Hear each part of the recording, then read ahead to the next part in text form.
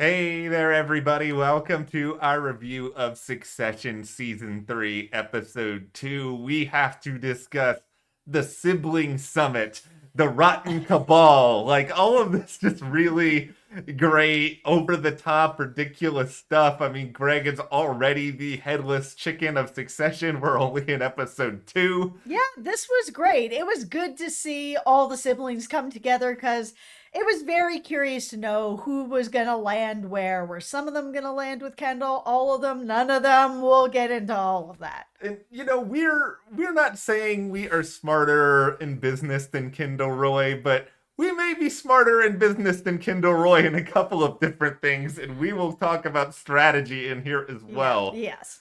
Before we go further, though, there is that subscribe button. It is there. It is wanting you to hit it so that you can be here with us as we go into the rest of Succession and a ton of other great shows this fall. Dexter New Blood is coming, Power Book 2 Ghost, Yellowstone. We're doing the Blacklist every Thursday. Cobra Kai, too, at the end of the year. We're going to be covering that here, too. So, yeah, hit that subscribe button. Follow us on Instagram, Matt and Just TV.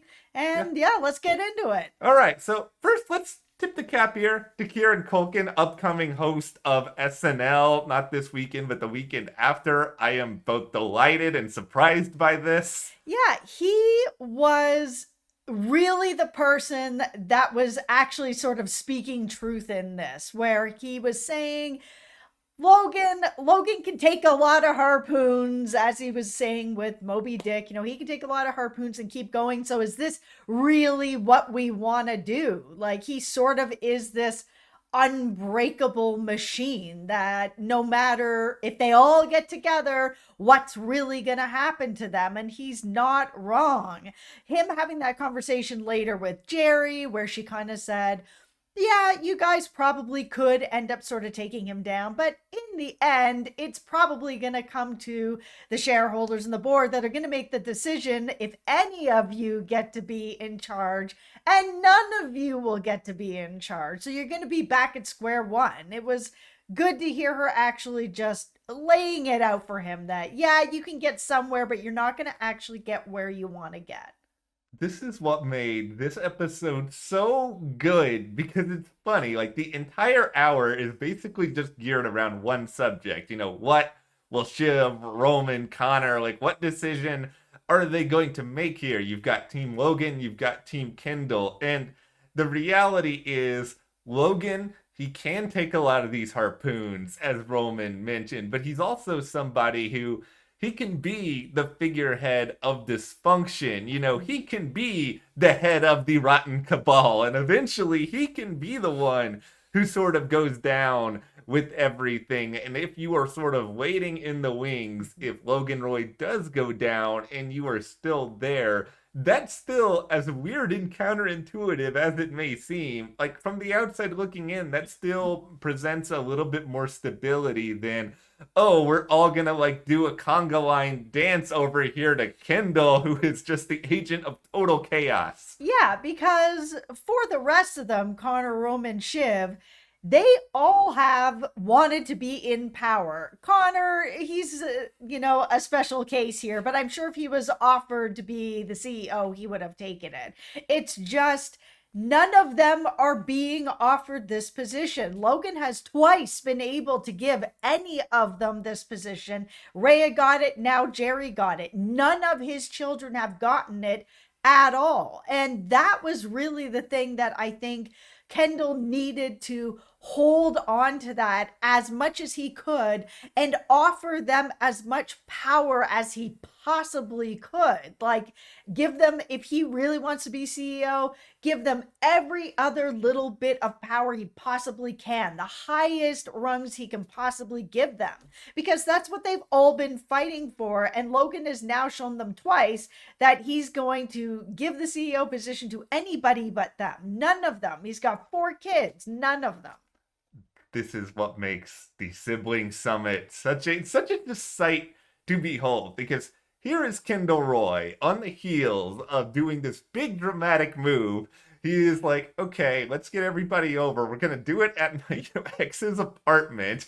It is so completely disorganized, and he is that guy, and we've all been around this guy before, who has like these big ideas, who thinks that he's about to change the world, and he will sit there and talk to you for an hour straight about environmental factors and how he can blink and the whole sky will turn to gold. And it's like he will say an hour's worth of things and not actually say anything. That was the hilarious part of Kendall's entire pitch. It was just what. There was nothing actually there. No, and he's trying to lean into his siblings, sort of.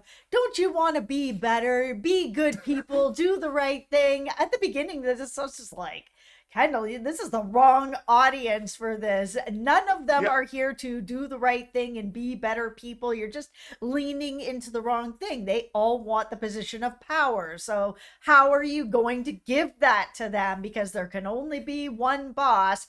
Obviously, Kendall wants it since he's the one that started this all, but like there has to be other stuff on the table, and he's just not offering it.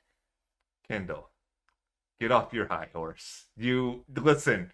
The only horse you have is that one that's right by the elevator. Like you were a murderer, Kendall. Like you lost all of the moral authority at the end of season 1, if not then, probably before then. They're all terrible people, but he knows what they want, and that's the thing that he was just missing the mark. I think he could have figured it out if Logan didn't send those donuts, because clearly the donuts are the thing that was basically, I see you, I know you're all here, I know what you're doing, so now you better make a choice, and it better be with me, because I know what you're doing. And it was just so smartly planned. And I mean, we saw Logan's side where he was pulling in, trying to bring back his wife, bring back his children, try to make things look like everybody's still with him. But those donuts, man, they unraveled them. I, for one, will say if somebody does send me a pack of donuts, I am very, very likely to side with them. But no, listen, Logan. It's more of the, I know what you're doing. I know you're all there. It makes it feel like he's actually sitting at the window, just like staring in at you. And I think how they handled this that was so cool was just that we sort of saw every single person's reaction to the donuts play out in a different way. Like, let's start with Connor, who I don't think we have spoken enough about so far this season. I love Connor Roy. I'm not even being ironic with my love. He is, in one side, a total idiot, but at the same time, I love how much of an idiot he is. Like, I love that his just pure narcissism, after seeing these donuts, just immediately triggers in him, I'm a politician. I have a career. Yeah. I cannot put myself in. Shut up, Connor. You don't have anything. It was interesting to see how quickly he turned as soon as he read that note. It was quickly like, nope, I'm out. I'm done. It's over. Connor's backbone is so thin, I don't think there is any way, any like microscope imaginable that would be able to detect it. So we also saw Roman fold, then Shiv fold, and Kendall just imploded on himself, which I think we all saw coming, because even at the beginning of this, he was saying, I don't need you guys. I can do this on my own, because he has the papers that he doesn't seem to really have. He just knows that Greg has something. He is really playing a game here for not having them in his hands here. But we saw, like, this is sort of where it was going. They all kind of folded, and he just, like, he needed them, and they knew he needed them. You could see it by the way that he was reacting already, but they knew from the beginning. Otherwise, why would they be there? He says his generous heart to just be like, I want to share the wealth. The minute that came out, they were all kind of like, okay, you're not really sharing anything with us. You need us, because if you can bring us over, it makes Dad look worse. Yes, and this is the thing. Connor may be a little bit of an idiot, but Roman and Shiv, as detestable of human beings as they are, and they are by all means detestable, like they are aware of a lot of different things. They know their position with Logan. They know sort of the place that is on the board. I mean, Roman's biggest weakness, obviously, is I feel like Jerry could tell him to swim all the way to England in the Atlantic Ocean, and Roman would probably do that. But that's also, I feel, because Jerry is one of just the few people that are honest with him. No Yeah. one is really honest with him. I remember it was like last season or whatever when he was in the training program and she's like, "Oh, I hear good things from the training program." He's like, "Really? Shocking. I'm like the son of the boss and they think I'm amazing. Who knew that would happen?" Like, there is just a lot of yes people around him, and Jerry is somebody that whether he wants to hear it or not, she's going to level with him. And I think Shiv is, at least to me, it makes sense that Shiv is one of the last people to back down because we saw the scene where Logan's calling Roman and Logan keeps asking, is Shiv solid? And I think Logan knows that Shiv is probably the one who is the most nervous, who is the most on the fence, who's going to think through options. And I think he's pushing for that very reason. I think Logan's in a tough spot of why he keeps giving the CEO position to outsiders. It's just Roman isn't an idiot, but he is so unsure of himself, and you can't not have confidence. Then you have Connor, who is an idiot, and then you have Shiv, who is not an idiot, but he never brought her into the company enough for her to really know what is going on. So not enough information, not enough training, not enough experience. And then you have Kendall, and Kendall will absolutely just stab everybody in the back with this. And I also think that Logan's a bit worried that Kendall may be better at the job than him and outshine him, and Logan is not going to have that. No. He doesn't want his legacy to be overtaken by Kendall doing a bigger, better job.